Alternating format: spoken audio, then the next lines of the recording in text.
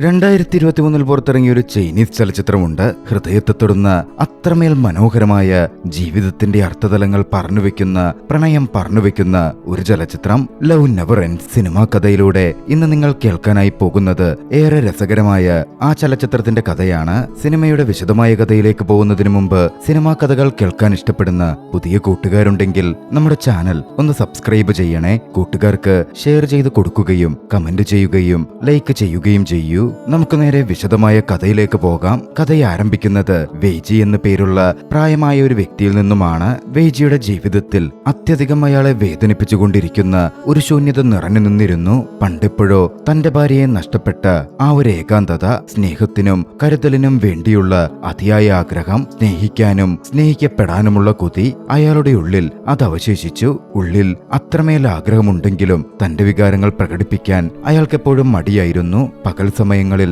ഒരു മുച്ചക്രവാഹനം ഓടിച്ച് വെയ്ജി തിരക്കുകളിൽ മുഴുകും. യാത്രക്കാരെ പാർക്കിലും സ്കൂളിലും നഗരത്തിന്റെ പല ഭാഗങ്ങളിലും അയാൾ ഡ്രോപ്പ് ചെയ്യും. അയാളുടെ പകൽ നേരങ്ങൾ ഉന്മേഷദായകവും സന്തോഷകരവുമായി തോന്നുമെങ്കിലും രാത്രിയാകുമ്പോൾ അയാൾ തിരികെ എത്തുന്നത് നിശബ്ദമായി കഴിഞ്ഞിരുന്ന തന്റെ വീട്ടിലേക്കായിരിക്കും. അത് അയാളുടെ മനസ്സിൽ വല്ലാത്തൊരു ഭാരം നിറയ്ക്കും. പിന്നീട് ഏകനായി ഉറങ്ങുകയും ചെയ്യും. ഇതായിരുന്നു വെയ്ജിയുടെ പതിവ് ജീവിതം. ഒരു ദിവസം പതിവ് പോലെ വെയ്ജി പാർക്കിലെത്തിയപ്പോ അവിടെ ഒരു ബഹളം ശ്രദ്ധിച്ചു. സ്വതുവേ ജിജ്ഞാസയുള്ള അയാൾ എന്താണ് സംഭവിക്കുന്നതെന്നറിയാൻ അങ്ങോട്ടേക്ക് കടന്നു ചെന്നു. ഡിങ്ഷാൻ എന്ന ആക്രശീകരിക്കുന്ന ഒരാളും പാർക്ക് മാനേജറും തമ്മിൽ തർക്കം നടക്കുകയാണ്. അവിടെ കുറേയധികം ആക്രസാധനങ്ങൾ കൂട്ടിയിടപ്പെട്ടിരുന്നു. ആ സാധനങ്ങൾ കാഴ്ചയ്ക്ക് അഭംഗിയാണെന്നും അന്നുച്ചക്ക് പാർക്കിൽ പരിശോധനയുള്ളതാണെന്നും പറഞ്ഞാണ് പ്രശ്നം മരങ്ങേറിയിരിക്കുന്നത്. ഡിങ്ഷാനും സംഘവുമാണ് ആക്രി കൂട്ടിയിട്ടിരിക്കുന്നത്. മാനേജറുടെ പക്ഷം ചേർന്ന് പൊതുസ്ഥലത്ത് ആക്രി കൂട്ടിയിടുന്നതും ശേഖരിക്കുന്നതിനുമെതിരെ ഡിങ്ഷാനെയും മറ്റുള്ളവരെയും കുറ്റപ്പെടുത്തി വെയ്ജി മുന്നിട്ടു ചെന്നു. ഒരു ഹീറോയെ പോലെ പെരുമാറാനുള്ള ആവേശത്തിൽ വെയ്ജി ആ പരിധിവരെ ലംഘിച്ചു. അയാൾ തന്റെ കയ്യിലുണ്ടായിരുന്ന ചാട്ടവാർ വീശി ആക്രി കൂമ്പാരം എല്ലായിടത്തേക്കും ചിതറിച്ചു. ഇതുകണ്ട് ഹുയറു എന്ന മധ്യവയസ്കയായ ആക്രി ശേഖരിക്കുന്ന മറ്റൊരു സ്ത്രീ അങ്ങോട്ടേക്ക് കടന്നുവരികയും ദേഷ്യത്തോടെ വെയ്ജിയെ തടയുകയും ചെയ്തു. ആ ബഹളത്തിനിടയിൽ അവർ ധരിച്ചിരുന്ന പച്ചക്കല്ല് പതിച്ച വള പൊട്ടിപ്പോയി. ഡിങ്ഷാൻ അത് കണ്ടൊന്ന് പാനിക്കായിരുന്നു. വെയ്ജിക്കാകട്ടെ ഒരു കൂസലുമില്ല. അതോടെ ഹുയറു ശാന്തമായി പറഞ്ഞു, അത് വെറുമൊരു വ്യാജവളയാണ്, വലിയ വിലയൊന്നുമില്ല. പിന്നാലെ അവിടെ നിന്ന് നടന്നു പോവുകയും ചെയ്തു. പിന്നീട് വെയ്ജി വീട്ടിലെത്തിയപ്പോ മകൾ ലിയാൻ വെയ്ജിക്കെടുക്കൽ തന്റെ കൊച്ചുമകൻ റെന്നിനെ ശാസ്ത്രീയ ചൈനീസ് ഓപ്പറ പഠിപ്പിക്കാൻ മിസസ് ക്യു എന്ന പ്രശസ്തിയായ അധ്യാപികയുടെ അടുത്ത് കൊണ്ടുപോകാൻ ആവശ്യപ്പെട്ടു. കുട്ടിയുടെ ഭാവിക്ക് ആ പരിശീലനം പ്രധാനമാണെന്ന് എല്ലാവരും കരുതിയിരുന്നു. വെയ്ജി റെന്നിനെയും കൂട്ടി അധ്യാപികയുടെ വീട്ടിലെത്തി. എന്നാൽ വാതിൽ തുറന്നപ്പോ അവിടെ ഹുയറു നിൽക്കുന്നത് കണ്ട് അക്ഷരാർത്ഥത്തിൽ വെയ്ജി അത്ഭുതപ്പെട്ടു. പിന്നെയാണ് ഹുയറു ആ വീട്ടിലെ സഹായിയായി ജോലി ചെയ്യുകയാണ് എന്ന് വെയ്ജി തിരിച്ചറിഞ്ഞത്. വെയ്ജി പുറത്ത് കാത്തിരുന്നു. കുട്ടി അകത്തേക്കും പോയി. കാത്തിരിക്കുന്നതിനിടയിൽ ബോറടിച്ചപ്പോ വെയ്ജി തന്റെ കയ്യിലുണ്ടായിരുന്ന കുപ്പിയിൽ നിന്ന് അല്പം സേവിച്ചു. ആ സമയത്ത് ഹുയറു അവനെ ശ്രദ്ധിക്കുന്നുണ്ടായിരുന്നു. വെയ്ജിയുടെ കയ്യിലിരിക്കുന്നത് ഒരു മദ്യക്കുപ്പിയാണ്. അയാളുടെ മുഷിന്ന പാൻസ് ഒരു സേഫ്റ്റി പിൻ ഉപയോഗിച്ചായിരുന്നു ശരീരത്തിൽ ഉറപ്പിച്ചു വെച്ചിരുന്നത്. അവൾ അത് നോക്കിക്കാണുകയും ചെയ്തു. ഏകാന്തമായ ശ്രദ്ധിക്കപ്പെടാത്ത ഒരു ജീവിതത്തിന്റെ ചെറിയ അടയാളമായിരുന്നു അത്. അധികം വൈകാതെ റെൻകാരനെ കൊണ്ട് പുറത്തേക്ക് വന്നു. അവന് കഴിവില്ലെന്ന് പറഞ്ഞ് മിസസ് ക്യു അവനെ ശിഷ്യനായി സ്വീകരിക്കാൻ സമ്മതിച്ചു അത്രേ. അത് കേട്ട വെയ്ജിക്ക് വല്ലാത്ത ദേഷ്യം വന്നു. ദേഷ്യപ്പെട്ട് പേരക്കുട്ടിയെയും കൂട്ടി പിറുപിറുത്തുകൊണ്ട് അയാൾ അവിടെ നിന്ന് ഇറങ്ങി. വെയ്ജി മുച്ചക്രവാഹനത്തിൽ പോകുമ്പോ ഹുയറുയുടെ വഴികളിലൂടെ ഒരു കുറുക്കുവഴി ഉപയോഗിച്ച് ഓടി അവിടെ ഉണ്ടായിരുന്ന ഒരു ട്രാഫിക് ഓഫീസറുടെ അടുത്തെത്തി. ആ വരുന്ന വെയ്ജി മദ്യപിച്ച് വണ്ടി ഓടിക്കുകയാണ് എന്ന് പരാതിപ്പെട്ടു. പക്ഷേ ട്രാഫിക് ഓഫീസർ തടഞ്ഞു നിർത്തി പരിശോധിച്ചപ്പോ വെയ്ജി മദ്യപിച്ചിരുന്നില്ല. അത് വെറുമൊരു തെറ്റിദ്ധാരണയാണ് എന്ന കാര്യം തെളിയുകയും ചെയ്തു. സംഭവം എന്തെന്നാൽ വെയ്ജി ആ മദ്യക്കുപ്പിയിൽ നിറച്ചിരുന്നത് കുടിവെള്ളമായിരുന്നു. തന്റെ ഭാഗത്ത് തെറ്റുപറ്റിയെന്ന് തിരിച്ചറിഞ്ഞ ഹുയറുവിന് വല്ലാത്തൊരു ജാള്യത തോന്നി. പാർക്കിൽ വെച്ച് വെയ്ജി ചെയ്തതിന് ഒന്ന് പകരം ചോദിക്കുക, അത് മാത്രമായിരുന്നു അപ്പോൾ അവളുടെ ലക്ഷ്യം. അത് പാളിപ്പോവുകയും ചെയ്തു. പിന്നീട് കുറച്ച് ദിവസങ്ങൾക്ക് ശേഷം വെയ്ജിയുടെ മകൾ വീണ്ടും അധ്യാപികയെ കാണാൻ ശ്രമിക്കണം എന്ന് നിർബന്ധം പിടിച്ചു. വെയ്ജി കുട്ടിയുമായി വീണ്ടും മിസിസ് ക്യുവിന്റെ ഇടത്തെത്തി. അവിടെ എത്തിയപ്പോ അവർക്ക് സുഖമില്ലെന്നും സന്ദർശകരെ ഇപ്പോൾ കാണാൻ അനുവദിക്കില്ല എന്നുള്ള വിവരവും അറിഞ്ഞു. വേറെ വഴിയില്ലാതെ വെയ്ജി തന്റെ ഫോൺ നമ്പർ അവിടെ കിടന്നൊരു കാർഡ്ബോർഡ് കഷ്ണത്തിൽ എഴുതി അവിടെ വെച്ചു. തിരികെ പോകുമ്പോ ഹുയറുവിന്റെ വീടിന് മുന്നിലെ ആക്രി കൂമ്പാരവും അയാൾ ശ്രദ്ധിച്ചു. പെട്ടെന്ന് അയാൾക്കൊരു ബുദ്ധി തോന്നി. അയാൾ ഫയർ ഡിപ്പാർട്ട്മെന്റിൽ വിളിച്ച് അതൊരു നിയമലംഘനമാണ് ചെയ്തതാണ് എന്ന് പരാതിപ്പെട്ടു. ഹൊയ്റോവിന് ഒരു പണി കൊടുക്കലായിരുന്നു വെയ്ജിയുടെ ലക്ഷ്യം. കുറച്ചു കഴിഞ്ഞ് വെയ്ജിക്ക് ഫയർ സ്റ്റേഷനിൽ നിന്നൊരു ഫോൺ കോൾ വന്നു. പരാതിയെ തുടർന്ന് ഹൊയ്റോവിനെ അവിടെ എത്തിച്ചിരുന്നു. കയ്യിൽ പണമില്ലാതിരുന്ന ആ സ്ത്രീ വല്ലാതെ വിഷമിച്ചിരിക്കുകയാണ്. അവരുടെ വിഷമം കണ്ട് അവിടെ കാർഡ്ബോർഡിൽ എഴുതി വെച്ചിരുന്നതിൽ നിന്ന് കിട്ടിയ നമ്പർ എടുത്ത് ഫയർ ഡിപ്പാർട്ട്മെന്റിൽ നിന്ന് വിളിച്ചതാണ്. വിവരം അറിഞ്ഞതും വെയ്ജിക്ക് എന്തോ സങ്കടം തോന്നി. വെയ്ജി വേഗം അങ്ങോട്ടേക്കെത്തി. ഹൊയ്റോവിനായി 501 യുവാൻ പിഴയടച്ചു. പോകുന്നതിനു മുമ്പ് അയാൾ വീണ്ടും തന്റെ നമ്പർ ആ ഫയർ ഓഫീസർക്ക് എഴുതി കൊടുത്തു. പക്ഷേ പരാതി നൽകിയ നമ്പറും ഇപ്പോൾ കൊടുത്ത നമ്പറും ഒന്നാണെന്നത് കണ്ടതും ഓഫീസർക്ക് വല്ലാതെ സംശയം തോന്നി. പിന്നാലെ ഹൊയ്റോവിനും സത്യം മനസ്സിലായി. അവൾ വെയ്ജിയെ തുറച്ചു നോക്കി. വെയ്ജിയാകട്ടെ തലകുനിച്ചൊരു ചമ്മിയ ചിരിച്ചിരിച്ചതേയുള്ളൂ. പിന്നീട് അവിടെ നിന്ന് ഹൊയ്റുവുമായി വെയ്ജി പുറത്തിറങ്ങിയതും ഹൊയ്റു ക്ഷുഭിതയായി. കാർഡ്ബോർഡും പ്ലാസ്റ്റിക് കുപ്പികളും പെറുക്കി പണമുണ്ടാക്കാൻ എത്രമാത്രം കഷ്ടപ്പാടുണ്ടെന്ന് അവൾ പറഞ്ഞുകൊണ്ടിരുന്നു. അത് കേട്ടതും വെയ്ജിക്കും വലിയ കുറ്റബോധം തോന്നാതിരുന്നില്ല. വെയ്ജി ഹൊയ്റുവിനടുക്കൽ ഉടൻ മാപ്പ് ചോദിച്ചു. അയാൾ അവളുടെ ആക്രസാധനങ്ങൾ തന്റെ വാഹനത്തിൽ കയറ്റി ഡിങ്ഷാന്റെ റീസൈക്ലിംഗ് സെന്ററിൽ എത്തിക്കാൻ സഹായിച്ചു. പക്ഷെ അതൊക്കെ വിറ്റപ്പോ വെറും 20 യുവാൻ മാത്രമേ ലഭിച്ചുള്ളൂ.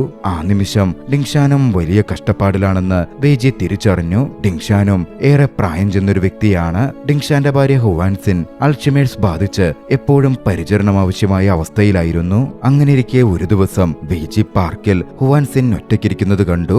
അവളാകെ പരിഭ്രമിച്ച നിലയിലായിരുന്നു. കാലുകൾ മുഴുവൻ അഴുക്ക് പുരണ്ടിരിക്കുന്നു. മാത്രമല്ല വഴിതെറ്റി വന്ന പോലെയാണ് അവിടെ ഇരിക്കുന്നതും. വെയ്ജി ഉടൻ തന്നെ ഡിങ്ഷാനെ വിളിച്ചു. എന്നിട്ട് മറ്റുള്ളവർ എന്ത് വിചാരിക്കുമെന്ന് നോക്കാതെ അടുത്തുള്ള തുണിക്കടയിലേക്ക് കൂടി. അയാൾ അവൾക്കായി ഒരു പുതിയ പാൻസ് വാങ്ങി. അവൾക്ക് നടക്കാൻ പാകത്തിന് തന്റെ സ്വന്തം ഷൂസ് പോലും ഊരി നൽകി. വൈകാതെ ഡിങ്ഷാനോടി എത്തി തന്റെ ഭാര്യയെ പരിശോധിച്ചു. അവൾ സുരക്ഷിതയാണെന്ന് കണ്ടപ്പോ അയാൾക്ക് ആശ്വാസവും സന്തോഷവും തോന്നി. എങ്കിലും അവളെ നന്നായി നോക്കാൻ പറ്റാതിരുന്നതിൽ അയാൾ സ്വയം കുറ്റപ്പെടുത്തി. അതൊക്കെ നോക്കിക്കണ്ടിരുന്ന വെയ്ജിയിൽ അതിനുശേഷം വലിയ മാറ്റം കണ്ടു തുടങ്ങി. അയാളിൽ കരുണയും സഹാനുഭൂതിയും വർദ്ധിച്ചു. അതോടൊപ്പം ഹൊയ്റുവുമായുള്ള ബന്ധത്തിലും മാറ്റങ്ങൾ വന്നു. കലഹത്തിൽ തുടങ്ങിയ ആ ബന്ധം പതുക്കെ അർത്ഥവത്തായ ഒന്നായി മാറി. കഷ്ടപ്പാടുകൾക്കിടയിലും അവർക്കിടയിൽ ഒരു വൈകാരിക ബന്ധം വളർന്നു. വെയ്ജി ഒരു ദിവസം ഹൊയ്റുവിനെ മൃഗശാലയിൽ പോകാൻ ക്ഷണിച്ചു. അവളുടെ ഫോൺ കേടായതിനാൽ തന്റെ കൊച്ചുമകളുടെ പഴയൊരു ഫോൺ അയാൾ അവൾക്ക് നൽകാൻ തീരുമാനിച്ചു. ചെറിയ പെൺകുട്ടികൾ ചേരുന്ന നിറത്തിലുള്ള ഫോൺ കവറാണ് അതിലിട്ടിരുന്നതെങ്കിലും വെയ്ജി അതൊന്നും ഒരു പ്രശ്നമായി നോക്കിക്കണ്ടില്ല. ഒരു ദിവസം വെയ്ജിയും ഹൊയ്റുവും ഉച്ചഭക്ഷണത്തിനായി ഡിങ്ഷാന്റെ വീട്ടിലെത്തി. അവർക്കിടയിൽ ഒരു സൗഹൃദം വളർന്നു കഴിഞ്ഞിരുന്നു. ഹുവാൻസിനെ സഹായിച്ചതിന് ഡിങ്ഷാൻ വെയ്ജിയോട് നന്ദി പറഞ്ഞു. പാർക്കിൽ വെച്ച് താൻ ചെയ്ത തെറ്റിന് വെയ്ജി ഡിങ്ഷാൻ അടുക്കൽ മാപ്പ് ചോദിക്കാനും ആ അവസരം ഉപയോഗിച്ചു. അപ്പോഴാണ് ഡിങ്ഷാന്റെ മകൾ പണം ചോദിച്ച് അവിടെ എത്തിയത്. അവളുടെ ഭർത്താവ് ചൂതാട്ടത്തിന് അടിമപ്പെട്ട വ്യക്തിയായിരുന്നു. അയാൾ ഓരോ പ്രശ്നമുണ്ടാക്കും. മകൾ പണം കണ്ടെത്താനിറങ്ങും. ഇതാദ്യത്തെ സംഭവമൊന്നുമായിരുന്നില്ല. ഓരോ ദിവസവും അവൾ മാതാപിതാക്കളിൽ നിന്ന് ഇതുപോലെ പണം വാങ്ങാനെത്താറുണ്ടായിരുന്നു. ഈ സാഹചര്യം കാരണം ഡിങ്ഷാന്റെ മറ്റ് 2 ആൺമക്കളും മാതാപിതാക്കളുടെ വീട്ടിലേക്ക് വരാൻ പോലും തീരെ താല്പര്യപ്പെട്ടിരുന്നില്ല. അന്ന് ഭക്ഷണമൊക്കെ കഴിഞ്ഞ ശേഷം വെയ്ജി ഹൊയ്റുവിന് താൻ കൊണ്ടുവന്ന ആ ഫോൺ നൽകി. അവളത് നിരസിക്കുമെന്ന് പേടിച്ച് അത് വഴിയിൽ നിന്ന് കിട്ടിയതാണെന്ന് അയാൾ നുണ പറഞ്ഞു. ഫോൺ നൽകിയ ശേഷം അയാൾ ദൂരം മാറി നിന്ന് അവളുടെ പ്രതികരണം ഒളിഞ്ഞു നോക്കി. പൊതി തുറന്നപ്പോ വെയ്ജിയുടെ വിചാറ്റ് അക്കൗണ്ട് ഉൾപ്പെടെ സെറ്റ് ചെയ്ത ഫോണാണ് അവൾ നോക്കിക്കണ്ടത്. ഹൊയ്റുവിന്റെ മുഖത്ത് ഒരു പുഞ്ചിരി വിടർന്നു. അത് കണ്ടപ്പോ വെയ്ജിക്ക് വല്ലാത്തൊരു സന്തോഷവും തോന്നി. അവിടെ അടുത്തുണ്ടായിരുന്ന മറ്റൊരു വൃദ്ധം പോലും വെയ്ജിയുടെ ഈ പ്രവൃത്തി കണ്ട് ചിരിച്ചുപോയി. അന്നു മുതൽ അവർ വിചാറ്റിലൂടെ സംസാരിക്കാൻ ആരംഭിച്ചു. ആ ബന്ധം പതുക്കെ പ്രണയമായി മാറാൻ തുടങ്ങി. അവർ കൂടുതൽ അടുത്തതോടെ ഹെയ്റോവിന്റെ റെക്കമെൻഡേഷനിൽ മിസസ് ക്യൂ റെനിനെ ശിഷ്യനായി സ്വീകരിച്ചു. കൊച്ചുമകന്റെ ക്ലാസ് ഒരു കാരണമാക്കി വെയ്ജി ഇടയ്ക്കിടെ അവിടെ ചെല്ലാൻ തുടങ്ങി. ഹൊയ്റു വെയ്ജിയുടെ കീറിയ പാൻസ് ഒക്കെ തുന്നിക്കൊടുത്തു. വെയ്ജി അവളുടെ ജോലികളിൽ സഹായിക്കാൻ തുടങ്ങി. അവളുടെ വീട്ടിലെ ആക്രിസാധനങ്ങൾ ഡിങ്ഷാന്റെ കടയിൽ എത്തിക്കാൻ അയാൾ സഹായിച്ചു. അത് വിറ്റപ്പോഴോ വെറും 11 യുവാൻ മാത്രമാണ് കിട്ടിയത്. അതിനായി വണ്ടി വിളിച്ച് ഇന്ധനത്തിന്റെ പണം പോലും തികയില്ല. എങ്കിലും താൻ സ്നേഹിക്കുന്ന സ്ത്രീക്കൊപ്പം അങ്ങനെ സമയം ചെലവഴിക്കാൻ കഴിഞ്ഞതിൽ വെയ്ജി സംതൃപ്തനായിരുന്നു. ഒരു ദിവസം വെയ്ജി തന്റെ സഹപ്രവർത്തകന്റെ കൊച്ചുമകൻ വിദേശത്തേക്ക് പോകുന്നതിന്റെ ആഘോഷത്തിന് ഹൊയ്റുവിനെ ക്ഷണിച്ചു. അവിടെ എല്ലാവരും പഴയ ഓർമ്മകൾ പങ്കുവെച്ച് സന്തോഷിച്ചിരിക്കുകയായിരുന്നു. എന്നാൽ പെട്ടെന്ന് സഹപ്രവർത്തകന്റെ മകൻ ഒരു കരാറ് കൊണ്ടുവന്നു. പാർട്ടിക്കായി അങ്ങോട്ടേക്കെത്തിയ പ്രായമേറിയവർ മദ്യപിച്ച് അവിടെ എന്ത് പ്രശ്നമുണ്ടാക്കിയാലും അതിനവനൊരു ഉത്തരവാദിത്വവുമില്ല എന്ന് ഒപ്പിട്ടുകൊടുക്കാനുള്ള ഒരു കരാറായിരുന്നു അത്. എല്ലാവരും അത് ഒപ്പിട്ടുകൊടുക്കാൻ അവൻ ആവശ്യപ്പെടുകയും ചെയ്തു. പ്രായമായ ആളുകൾ സ്വന്തം ആരോഗ്യം പോലും ശ്രദ്ധിക്കാറില്ല എന്നവൻ കുറ്റപ്പെടുത്തി. വെയ്ജിയുടെ മരണപ്പെട്ടുപോയ ഭാര്യയെക്കുറിച്ചും അവൻ പരാമർശിച്ചതും വെയ്ജിയെ വല്ലാതെ വേദനിപ്പിച്ചു. ഒന്നും ആലോചിക്കാതെ വേജി അവിടെ നിന്ന് മദ്യവും കുടിച്ച് പെട്ടെന്നിറങ്ങി. പിന്നീട് വലിയ വിഷമത്തോടെ വേജി ഹുയിറുവിനോട് തന്റെ ഭാര്യ വൈറൽ ക്യാൻസർ ബാധിച്ചാണ് മരിച്ചത് എന്ന ദുഃഖം വെളിപ്പെടുത്തി. അവൾ അനുഭവിച്ച വേദന അന്ന് തനിക്ക് മനസ്സിലാക്കാൻ കഴിഞ്ഞില്ലെന്ന് അയാൾ തിരിച്ചറിവോടെ ഏറ്റുപറഞ്ഞു. ഭാര്യയുടെ മരണത്തിന് മറ്റുള്ളവർ തന്നെ ഇപ്പോഴും കുറ്റപ്പെടുത്തുന്നുണ്ടാകും എന്നയാൾ വിശ്വസിക്കുന്നുണ്ടായിരുന്നു. ആ മാനസികാവസ്ഥയിൽ ഹുയിറുവും തന്നെ ഒരു കൊള്ളരുതാത്തവനായി കാണുമോ എന്നയാൾ ഭയപ്പെട്ടു. വികാരങ്ങൾ നിയന്ത്രിക്കാനാവാതെ ആ പേടികൊണ്ട് അയാൾ അവളെ വേദനിപ്പിക്കുന്ന കാര്യങ്ങൾ ഓരോന്നായി പറഞ്ഞു. ഹുയിറു വിഷമത്തോടെയായിരുന്നു അന്നവിടെ നിന്ന് നടന്നുപോയതും. വേജി അതോടെ വീണ്ടും തനിച്ചായി.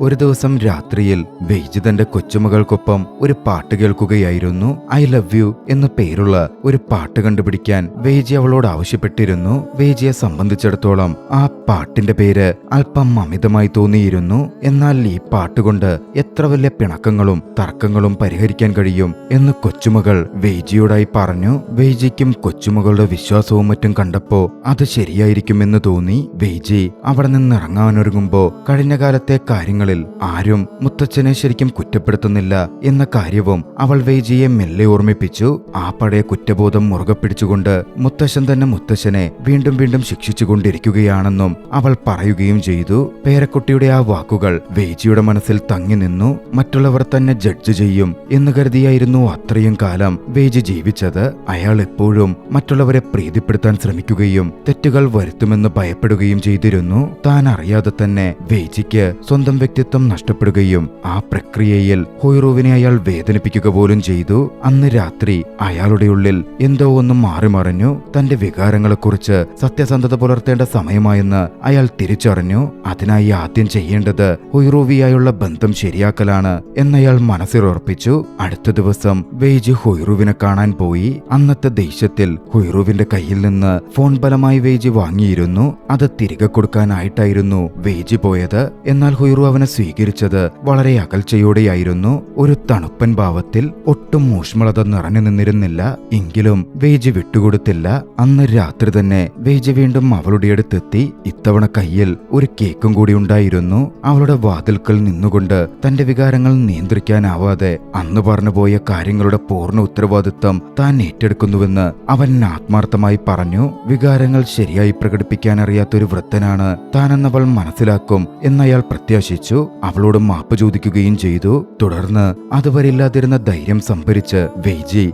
തന്റെ ഉള്ളിലെ പ്രണയം വെളിപ്പെടുത്തി. തനിക്കവളെ ശരിക്കും ഇഷ്ടമാണെന്ന് അയാൾ പറഞ്ഞു. അത് ലളിതവും സത്യസന്ധവുമായൊരു കുമ്പസാരമായിരുന്നു. വർഷങ്ങളോളം താൻ ഉള്ളിൽ ഒളിപ്പിച്ചു വെച്ച സകല വികാരങ്ങളും ആ വാക്കുകളിൽ അയാൾ ഒളിപ്പിച്ചിരുന്നു. വേജിയെ സംബന്ധിച്ചിടത്തോളം ചില പ്രണയങ്ങൾ തുറന്നു പറയാതെയിരുന്നാൽ അത് ജീവിതകാലം മുഴുവൻ നീളുന്ന ദുഃഖമായി മാറുമായിരുന്നു. തന്റെ തെറ്റുകൾ ഇനി ആവർത്തിക്കില്ലെന്ന് അയാൾ അവൾക്ക് ഉറപ്പ് നൽകി. അവളുടെ അരികിൽ നിന്ന് എല്ലാ ദിവസവും ആക്ര ശേഖരിക്കാൻ സഹായിക്കാൻ താൻ ആഗ്രഹിക്കുന്നുവെന്ന് പോലും അയാൾ പറഞ്ഞു. പിന്നാലെ പാർക്കിൽ വെച്ച് പ്രശ്നമുണ്ടായപ്പോ ഉടഞ്ഞുപോയ ആ ഒരു വളയ്ക്ക് പകരം പുതിയൊരു പച്ചക്കല്ല് പതിപ്പിച്ച വളയും വേജി കൊണ്ടുവന്നിരുന്നു. അയാളത് അവൾക്ക് സമ്മാനമായി നൽകി. ആദ്യമായി അവരിരുവരും തങ്ങളുടെ ഹൃദയങ്ങൾ പരസ്പരം തുറന്നു. ഒരു നിമിഷം ആദ്യമായി പ്രണയിച്ചു തുടങ്ങുന്ന കമിതാക്കളെപ്പോലെ ഒരു സന്തോഷം അവർക്കിടയിൽ വിരിഞ്ഞു വന്നു. വല്ലാത്തൊരനുഭൂതി അവരിരുവരും അനുഭവിച്ചു. അന്നു മുതൽ വേജി തന്റെ ജീവിതം വ്യത്യസ്തമായ രീതിയിൽ നയിച്ചു തുടങ്ങി. ഹുയിറുവുമായുള്ള വളർന്നുവന്ന ആ ബന്ധം ആസ്വദിച്ചുകൊണ്ട് പകൽ നേരങ്ങളിൽ അയാൾ ഒരുപാട് കാര്യങ്ങൾ ചെയ്യാൻ തുടങ്ങി. എല്ലാ കാര്യങ്ങൾക്കും ഹുയിറുവിന്റെ കൂടെ നിന്നു. ഒരു രാജ്ഞിയെപ്പോലെ അതീവ ശ്രദ്ധയോടും കരുതലോടും കൂടിയാണ് അയാൾ അവളെ പരിഗണിച്ചത്. അവരുടെ ദിവസങ്ങൾ ചിരിയും സന്തോഷവും കൊണ്ട് നിറഞ്ഞു. അവരുടെ ബന്ധം കൂടുതൽ ദൃഢമാവുകയും ഡിങ്ഷാനുമായുള്ള സൗഹൃദം കൂടുതൽ ശക്തിപ്പെടുകയും ചെയ്തു. ഒഴിവു സമയങ്ങളിലെല്ലാം അവർ ഒന്നിച്ച് ഡിങ്ഷാന്റെ വീട്ടിലെത്തും. അവർ ഒത്തുകൂടും, കഥകൾ പങ്കുവെക്കും, തങ്ങളാൽ കഴിയുന്ന സഹായങ്ങൾ പരസ്പരം ചെയ്തു കൊടുക്കും. അങ്ങനെയിരിക്കെ ഒരു ദിവസം ഹുവാൻഷിനിന്റെ വസ്ത്രം കഴുകുകയായിരുന്നു ഹുയിറു. ഹുവാൻഷിനിന്റെ പാൻസിൽ രക്തം കണ്ടു. പെട്ടെന്ന് തന്നെ അത് എന്താണെന്ന് ചിന്തിച്ച ആശങ്കയിൽ ഹുയിറു ഹുവാൻഷിനുമായി ആശുപത്രിയിലെത്തി. പരിശോധനയ്ക്ക് ശേഷം ആരോഗ്യസ്ഥിതി അത്ര ഗുരുതരമൊന്നുമല്ലെന്നും മരുന്നുകൾ കൊണ്ട് മാറ്റാൻ കഴിയുമെന്നും ഡിങ്ഷാൻ അവരോടായി പറഞ്ഞു. അവർക്ക് ആശ്വാസവും തോന്നി. തിരികെ വരുന്ന വഴി മൃഗശാലയ്ക്ക് സമീപമെത്തിയപ്പോ ഉള്ളിലുള്ള പഴയൊരു ആനയെ കാണണമെന്ന് ഡിങ്ഷാന് പെട്ടെന്ന് ആഗ്രഹം തോന്നി. അവർ അങ്ങനെ മൃഗശാലയ്ക്കകത്ത് കയറി. പണ്ടുമുതൽ മുതൽ ആ മൃഗശാലയിലുള്ള പ്രായമേറിയ ഒരു ആനയെ നോക്കിക്കൊണ്ടിരുന്നു. ഒരു ആന തന്റെ മരണം അടുത്തുനിന്ന് തിരിച്ചറിയുമ്പോ കാടിനകത്തേക്ക് മറയുമെന്നും അന്ത്യത്തിനു മുമ്പ് വിശ്രമിക്കാൻ സമാധാനപരമായ ഒരിടം കണ്ടെത്തുമെന്നും തനിക്കറിയാവുന്ന ഒരു കാര്യം വെയ്ജി വിവരിച്ചു. ഇത് കേട്ട ഡിങ്ഷാൻ വല്ലാത്തൊരു മനോഭാരത്തോടെയായിരുന്നു പ്രതികരിച്ചത്. തന്റെ അവസാന നിമിഷങ്ങളിൽ എവിടേക്കാണ് പോകേണ്ടതെന്ന് ആ ആനയ്ക്ക് വരെ അറിയാമല്ലോ എന്ന് അയാൾ പറഞ്ഞു. പെട്ടെന്ന് എന്തോ ഒരു തിരിച്ചറിവ് അയാളിൽ ഉണ്ടായതുപോലെ മുഖഭാവം മാറി. കുറച്ചു ദിവസങ്ങൾക്ക് ശേഷം ഡിങ്ഷാൻ തന്റെ 45ാം വിവാഹ വാർഷികം ആഘോഷിക്കാൻ കുടുംബാംഗങ്ങളെ വിളിച്ചുകൂട്ടി. ഡിങ്ഷാന്റെ മക്കളും കൊച്ചുമക്കളും എല്ലാവരും അവിടെ എത്തിയിരുന്നു. എന്നാൽ അത്രയും വലിയ കൂട്ടമുണ്ടായിട്ടും ആ അന്തരീക്ഷം വിചിത്രമായ രീതിയിൽ ഏകാന്തത തളം കെട്ടി നിൽക്കുന്ന, ശൂന്യമായി നിൽക്കുന്ന ഒരിടമായി അനുഭവപ്പെട്ടു. എല്ലാവരും ഫോണുകളിൽ മുഴുകിയിരിക്കുകയായിരുന്നു. പരസ്പരം സംസാരിക്കാനോ ബന്ധം പുതുക്കാനോ ഒന്നും ആരും ശ്രമിച്ചതേയില്ല. കരുതലിന്റെ ചെറിയ അടയാളങ്ങൾ പോലും ആരും ഗൗനിക്കുന്നു പോലും ഉണ്ടായിരുന്നില്ല. ഡിങ്ഷാൻ കൊച്ചുമക്കൾക്കായി മരത്തിൽ കുത്തിയെടുത്ത ശില്പങ്ങൾ സമ്മാനമായി കരുതിയിരുന്നു. ഓരോരുത്തർക്കായി അയാൾ അവ നൽകിയപ്പോ അതിനെ അഭിനന്ദിക്കുന്നതിന് പകരം മരുമക്കൾ അവ അഴുക്കുപിടിച്ചതാണെന്ന് കരുതി അണുനാശിനി തളിക്കുകയൊക്കെയായിരുന്നു ചെയ്തത്. അത്രയൊക്കെ കൺമുമ്പിൽ നടന്നിട്ടും ഡിങ്ഷാനും ഭാര്യയും മക്കളെ സന്തോഷിപ്പിക്കാൻ ശ്രമിച്ചുകൊണ്ടേയിരുന്നു. അവർ തങ്ങളുടെ ദുഃഖങ്ങൾ, വികാരങ്ങൾ ഉള്ളിലൊതുക്കി ഒന്നും പറയാൻ ധൈര്യപ്പെട്ടില്ല. ഇതൊക്കെ കണ്ടുനിന്ന വേജിക്ക് അതൊക്കെ കണ്ട് വലിയ വേദന തോന്നി. ഇത്രയധികം മക്കളും കൊച്ചുമക്കളും ഉണ്ടായിട്ടും ആ കുടുംബത്തിലെ സ്നേഹവും ഊഷ്മളതയുമെല്ലാം നഷ്ടപ്പെട്ടിരിക്കുന്നു. ഭക്ഷണത്തിന് ശേഷം ഓരോരുത്തരായി അവിടെ നിന്ന് മടങ്ങി. മാതാപിതാക്കളോട് അവർ ഒട്ടും സ്നേഹം കാണിച്ചതേയില്ല. ആ വീട് പൊടുന്നനെ നിശബ്ദതയിലേക്ക് കൂപ്പുകുത്തി. ഡിങ്ഷാൻ അതീവ ശ്രദ്ധയോടെ ഏറെ സമയമെടുത്ത് നിർമ്മിച്ച ആ മരശില്പങ്ങൾ ആർക്കും വേണ്ടാതെ മേശപ്പുറത്ത് ഉപേക്ഷിക്കപ്പെട്ടിരുന്നു. അതയാളിലേക്ക് വല്ലാത്തൊരു വേദന പടർത്തി. അടുത്തൊരു ദിവസം വേജിക്ക് പെട്ടെന്നൊരു വോയിസ് മെസ്സേജ് ലഭിച്ചു. അത് കേട്ടതും വേജിയാകെ തകർന്നു പോയി. അയാൾ ഉടൻ തന്നെ ഹൊയ്റുവിനെയും കൂട്ടി ഡിങ്ഷാന്റെ വീട്ടിലേക്ക് തിരിച്ചു. ആ സന്ദേശത്തിൽ വേജി ആ സന്ദേശം കേൾക്കുമ്പോഴേക്കും താനും തന്റെ പ്രിയപ്പെട്ട ഭാര്യയും ഈ ലോകത്തു നിന്ന് പോയിട്ടുണ്ടാകും എന്ന് ഡിങ്ഷാൻ ശാന്തമായി വിവരിച്ചിരുന്നു. അവരിൽ നിന്ന് താങ്കൾ ചെയ്യാൻ പോകുന്ന ഈ പ്രവൃത്തി മറച്ചുവെച്ചതിന് ഡിങ്ഷാൻ അതിൽ മാപ്പ് ചോദിക്കുന്നുമുണ്ട്. ഹുവാൻസിന് വൈറൽ ക്യാൻസർ ആണ്. അവർ പരിചയപ്പെടുന്നതിന് മുമ്പേ ഭാര്യയ്ക്ക് ക്യാൻസർ ഉണ്ടായിരുന്നു. വേദന കൊണ്ട് അവൾ അത്രമേൽ കഷ്ടപ്പെട്ടിരുന്നു. ഇനിയും അവളെ ബുദ്ധിമുട്ടിക്കാൻ സാധിക്കില്ല. പൂർണ്ണമായും ബോധം മറയുന്നതിന് മുമ്പുള്ള നിമിഷങ്ങളിൽ തന്നെ മരണപ്പെടാൻ അനുവദിക്കണം എന്നവൾ പലപ്പോഴും ഡിങ്ഷാനോട് അപേക്ഷിച്ചിരുന്നു. മക്കളെ വിഷമിപ്പിക്കണ്ട എന്ന് കരുതി ഇത്രനാളും ഡിങ്ഷാൻ അതിൽ നിന്ന് പിൻവലിഞ്ഞു നിന്നു. മക്കളോടും ഈ സത്യം അതുവരേക്കും ഡിങ്ഷാൻ പറഞ്ഞിട്ടില്ല. അതേസമയം മക്കളെ ശരിയായ രീതിയിൽ വളർത്താൻ കഴിയാത്തതിന് അയാൾ സ്വയം കുറ്റപ്പെടുത്തുകയും ചെയ്തു. തന്റെ വളർത്തു രീതി കൊണ്ടാണ് സ്വന്തം മാതാപിതാക്കളെ പോലും ശ്രദ്ധിക്കാത്തവരായി അവർ വളർന്നതെന്നായിരുന്നു ഡിങ്ഷാന്റെ വിശ്വാസം. തങ്ങളുടെ മരണം കാരണം ആർക്കും ബുദ്ധിമുട്ടുണ്ടാവരുതെന്നും അതുകൊണ്ട് പുക ശ്വസിച്ച് മരണപ്പെട്ടു എന്നും മാത്രമേ പുറം ലോകം അറിയാവൂ, അതൊരു അപകടമായിരിക്കണം എന്നുള്ള കാര്യവും അതിൽ ഡിങ്ഷാൻ സൂചിപ്പിച്ചിരുന്നു. വേജിയോട് അവസാനമായി ഡിങ്ഷാൻ ഒരു ഉപകാരം ആവശ്യപ്പെട്ടിരുന്നു. പുക വീടിനകത്ത് തങ്ങുവാൻ വീടിന്റെ എല്ലാ ഓപ്പണിങ്സും ഡിങ്ഷാൻ സീല് ചെയ്തിരിക്കും. ആദ്യം അങ്ങോട്ടേക്ക് ഈ മെസ്സേജ് കണ്ടെത്തുക ഡിങ്ഷാൻ ആയിരിക്കുമല്ലോ. അപ്പോൾ തങ്ങളുടെ മരണം പുക ശ്വസിച്ചുണ്ടായ അപകടമാണെന്ന് വരുത്തി തീർക്കാൻ പാകത്തിന് ആ സീൽ ടേപ്പുകളൊക്കെ മാറ്റണമെന്നും ഡിങ്ഷാൻ കൂട്ടിച്ചേർത്തിരുന്നു. അന്ന് മരണപ്പെടുന്ന സമയത്ത് ഡിങ്ഷാനും ഭാര്യയും ഉറക്കഗുളികകൾ അമിതമായി കഴിച്ചു. പിന്നാലെ വീടിനകത്ത് പുകയിട്ട് കാർബൺ മോണോക്സൈഡ് ശ്വസിച്ച് അവരിരുവരും മരണപ്പെട്ടു. അന്ന് മരണത്തിന് മുമ്പ് ഡിങ്ഷാൻ തന്റെ ഭാര്യയ്ക്കടുത്ത് കയറിക്കിടന്നിരുന്നു. കൈകൾ കോർത്തുപിടിച്ച് മരണത്തിലും അവളെ തനിച്ചാക്കാതിരിക്കാൻ പണ്ട് തന്റെ ഭാര്യയ്ക്ക് കൊടുത്ത വാക്കുകൂടി അയാൾ പാലിക്കുകയായിരുന്നു. വേജിയും ഹൊയ്റുവും അവിടെ എത്തിയപ്പോൾ ഹൃദയഭേദകമായ ആ യാഥാർത്ഥ്യമാണ് അവർക്ക് നേരിടേണ്ടി വന്നത്. അവരുടെ ജീവിതത്തിലെ ഏറ്റവും വികാരാധീനമായ നിമിഷമായിരുന്നു അത്. ഡിങ്ഷാനും ഹുവാൻസിനും ഈ ലോകത്തിൽ നിന്ന് യാത്ര പറഞ്ഞിരുന്നു. അനന്തതയിലേക്ക് ഒരുമിച്ച് നടന്നു പോകാൻ എന്ന പോലെ അവരുടെ കൈകൾ അപ്പോഴും കോർത്തു പിടിച്ചിരുന്നു. അത് കണ്ട് വേജിക്കും ഹൊയ്റുവിനും സങ്കടം സഹിക്കാനായില്ല. അവർ കെട്ടിപ്പിടിച്ച് പൊട്ടിക്കരഞ്ഞു. വൈകാതെ അവരുടെ ഫ്യൂണറൽ ചടങ്ങുകൾ നടന്നു. ചടങ്ങിൽ വെച്ച് ഓപ്ര ഗ്രൂപ്പ് മിസസ് ക്യൂവിന്റെ വീട് ഏറ്റെടുത്തുവെന്ന് ഹൊയ്റു വേജിയോട് പറഞ്ഞു. പ്രായമേറിയ ആ അധ്യാപികയെ ഒരു നഴ്സിംഗ് ഹോമിലേക്ക് മാറ്റി. അത് കാരണം അവിടെ താമസിച്ചിരുന്ന ഹൊയ്റുവിന് തന്റെ താമസ സ്ഥലവും നഷ്ടപ്പെട്ടു. മറ്റു വഴികളില്ലാത്തതിനാൽ അവർ നാട്ടിലേക്ക് മടങ്ങാൻ തീരുമാനിച്ചിരിക്കുകയാണ്. വേജിക്ക് അത് കേട്ടതും വല്ലാത്തൊരു അസ്വസ്ഥതയുണ്ടായി. മാത്രമല്ല ശവസംസ്കാര ചടങ്ങിൽ മറ്റൊന്നുകൂടി സംഭവിക്കുന്നുണ്ടായിരുന്നു. തങ്ങളുടെ മാതാപിതാക്കളുടെ മരണത്തിൽ ഡിങ്ഷാന്റെ മക്കൾക്ക് യാതൊരുവിധ സങ്കടവും ഉണ്ടായിരുന്നില്ല. ഉണ്ടായിരുന്നില്ല. ഉള്ളിൽ തട്ടാത്ത വാക്കുകൾ കൊണ്ട് അവർ നീണ്ട പ്രസംഗങ്ങൾ നടത്തി. ആ ചടങ്ങ് പോലും ആത്മാർത്ഥതയില്ലാത്ത ഒരു വലിയ ആഘോഷം പോലെയാണ് ഒരുക്കിയിരുന്നത്. ഒക്കെ കണ്ട് സഹിക്കാൻ കഴിയാതെ വന്നതും വെയ്ജി പൊട്ടിത്തെറിച്ചു. കയ്യിലുണ്ടായിരുന്ന ചാട്ടവാറ് വീശി അയാൾ അവിടെ ബഹളമുണ്ടാക്കി. ഉള്ളിൽ കൊണ്ടു നടന്ന സകല ദേഷ്യവും പുറത്തെടുത്തു. ഉണ്ടായ സത്യങ്ങൾ അയാൾ മടികൂടാതെ വിളിച്ചു പറഞ്ഞു. എത്രമേൽ കഷ്ടപ്പാടിലും ദാരിദ്ര്യത്തിലുമാണ് ഡിങ്ഷാനും ഹുവാൻസിനും ജീവിച്ചതെന്നും മക്കളാരും അവരെ തിരിഞ്ഞുപോലും നോക്കിയില്ലെന്നും അയാൾ പറഞ്ഞു. മരണം പോലും മക്കൾക്ക് പഴികേൽക്കാതിരിക്കാൻ വേണ്ടിയാണ് അവർ പ്ലാൻ ചെയ്ത് നടപ്പിലാക്കിയതെന്നും അയാൾ ആ ദേഷ്യത്തിൽ വെളിപ്പെടുത്തി. ആ ബഹളത്തെ തുടർന്ന് വെയ്ജിയെ പോലീസ് എത്തി സ്റ്റേഷനിലേക്ക് കൊണ്ടുപോയി. മക്കൾ പരാതിപ്പെട്ടതിനെ തുടർന്നായിരുന്നു അത്. പക്ഷേ ഒടുവിൽ തങ്ങളുടെ തെറ്റുകൾ തിരിച്ചറിഞ്ഞ ആ മക്കൾ പരാതി പിൻവലിക്കുകയും വെയ്ജിക്കടുത്ത് മാപ്പ് ചോദിക്കുകയും ചെയ്തു. എന്നാൽ അവിടെ നിന്നിറങ്ങുന്നതിനു മുമ്പ് അവരുടെ കാര്യത്തിൽ താൻ എത്രമാത്രം ഡിസപ്പോയിന്റഡ് ആണെന്ന് വെയ്ജി എടുത്തു പറഞ്ഞു. അന്ന് രാത്രി ഒരു തീം പാർക്കിലെ ജെയിൻ വീലിൽ ഇരുന്നുകൊണ്ട് വെയ്ജിയും ഹൊയ്റൂവും കുറെ നേരം പൊട്ടിക്കരഞ്ഞു. ഡിങ്ഷാനും ഹുവാൻസിനും ജീവിതകാലം മുഴുവൻ കഷ്ടപ്പെട്ടു അവരുടെ മക്കളെ വളർത്തിയിട്ടും ഒടുവിൽ ഏകാന്തതയിലും വേദനയിലും മാത്രം മുഴുകിക്കൊണ്ട് അവർക്ക് ഈ ലോകം വിട്ടുപോകേണ്ടി വന്നു. അതിനെപ്പറ്റിയായിരുന്നു അവർ ചിന്തിച്ചത്. രണ്ടുപേർ തമ്മിലുള്ള സ്നേഹം മാത്രമാണ് ജീവിതത്തിൽ നിലനിൽക്കുന്ന ഏക കാര്യം എന്നവർക്ക് ആ നിമിഷം തോന്നി. പിന്നീട് ഹൊയ്റോ നാട്ടിലേക്ക് മടങ്ങി. അവളുടെ തീരുമാനത്തെ വെയ്ജി ബഹുമാനിച്ചു. എന്നാൽ അവൾ പോയതോടെ അയാളുടെ ഹൃദയം വീണ്ടും ശൂന്യമായി. അയാൾ പഴയ മദ്യപാന ശീലങ്ങളിലേക്ക് മടങ്ങി. ഉറക്കം കിട്ടാതെ കഷ്ടപ്പെട്ടു. ഒരു ദിവസം മിസസ് ക്യൂവിന്റെ വീട്ടിലെത്തിയ വെയ്ജി ഹൊയ്റോ വെയ്ജിക്കായി വെച്ചിട്ട് പോയ ഒരു കത്ത് കണ്ടു. തനിക്കും സ്നേഹിച്ച ഒരാളെ നഷ്ടപ്പെട്ട വേദന അറിയാമെന്നും അതുകൊണ്ടാണ് നഷ്ടപ്പെടലിന്റെ വേദന താൻ മനസ്സിലാക്കുന്നതെന്നും അവൾ അതിൽ കുറിച്ചിരുന്നു. തങ്ങൾ ചെറുപ്പക്കാരല്ലെന്നും ഒരാൾ ആദ്യം പോയാൽ മറ്റൊരാൾക്ക് ജീവിതം ഒറ്റയ്ക്ക് നേരിടേണ്ടി വരുമെന്നും അതിൽ പറഞ്ഞു വെച്ചിരുന്നു. അതുകൊണ്ടായിരുന്നു വെയ്ജിയിൽ നിന്ന് കൂടുതൽ പ്രതീക്ഷിക്കാൻ ഹൊയ്റോ ഏറെ ഭയപ്പെട്ടത്. അവർ ഒന്നിച്ചുണ്ടായ മനോഹരമായ ഓർമ്മകൾ മുറുകെ പിടിച്ച് ജീവിക്കാനായിരുന്നു ഹൊയ്റോ ആഗ്രഹിച്ചതും. വെയ്ജിക്കൊപ്പം ഉണ്ടായിരുന്നപ്പോൾ തനിക്ക് വീണ്ടും തന്റെ യൗവനം തിരിച്ചു കിട്ടിയ പോലെ തോന്നിയെന്നും അത് തന്റെ ജീവിതത്തിലെ ഏറ്റവും പ്രകാശപൂരിതമായ കാലമായിരുന്നുവെന്നും അവൾ അതിൽ കുറിച്ചിരുന്നു. ആ ഓർമ്മകൾ മാത്രം മതി തന്റെ ജീവിതത്തിന് അർത്ഥമുണ്ടാക്കാൻ എന്നുമായിരുന്നു ഹൊയ്റുവിന്റെ വിശ്വാസം. ആദ്യം ആ സാഹചര്യങ്ങൾ അംഗീകരിക്കാൻ വെയ്ജി ശ്രമിച്ചു. ദൂരെയിരുന്ന് പരസ്പരം ഓർക്കുന്നത് മതിയെന്ന് അയാൾ ആശ്വസിച്ചു. എന്നാൽ ഉള്ളിലെ ശൂന്യത അത് മറയുന്നേയുണ്ടായിരുന്നില്ല. ദിവസങ്ങൾ പോകുന്തോറും അതങ്ങനെ വർദ്ധിച്ചു വന്നു. മനസ്സ് ശാന്തമാക്കാൻ അയാൾ പാർക്കിൽ പോയെങ്കിലും അവിടെയും താൻ വെറുമൊരു അപരിചിതനാണെന്ന്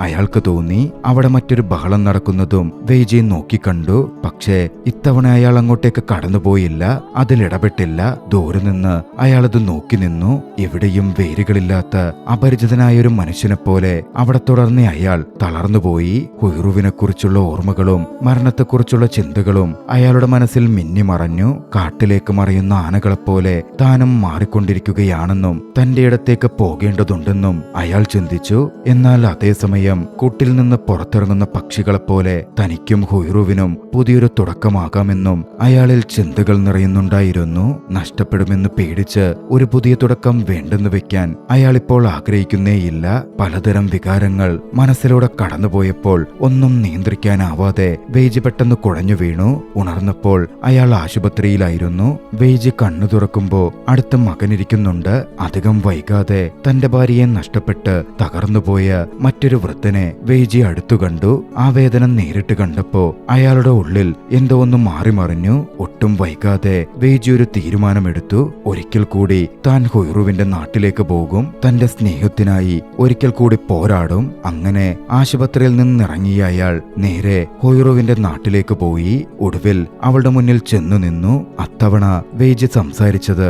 അതുവരെയില്ലാത്ത വ്യക്തതയോടെയായിരുന്നു. ഒരാളെ നഷ്ടപ്പെടുമെന്ന പേടി നമ്മളെ അകറ്റുകയല്ല, മറിച്ച് കൂടുതൽ അടുപ്പിക്കുകയാണ് വേണ്ടതെന്ന് അയാൾ മനസ്സിലാക്കിയിരുന്നു. അവളില്ലാത്ത ഒരു ജീവിതം തനിക്ക് ചിന്തിക്കാൻ കഴിയില്ല എന്ന് അയാൾ പറഞ്ഞു. തങ്ങളുടെ പ്രായം എന്തായാലും ജീവിച്ചിരിക്കുന്ന കാലത്തോളം പൂർണ്ണ ഹൃദയത്തോടെ സ്നേഹിക്കാനും സന്തോഷിക്കാനും തങ്ങൾക്ക് അവകാശമുണ്ടെന്നും ആരോഗ്യത്തിലും രോഗത്തിലും സുഖത്തിലും ദുഃഖത്തിലും തന്റെ അവസാന ശ്വാസം വരെയും വരെയും താൻ അവൾക്കൊപ്പം ഉണ്ടാകുമെന്ന് വെയ്ജി വാഗ്ദാനം ചെയ്തു.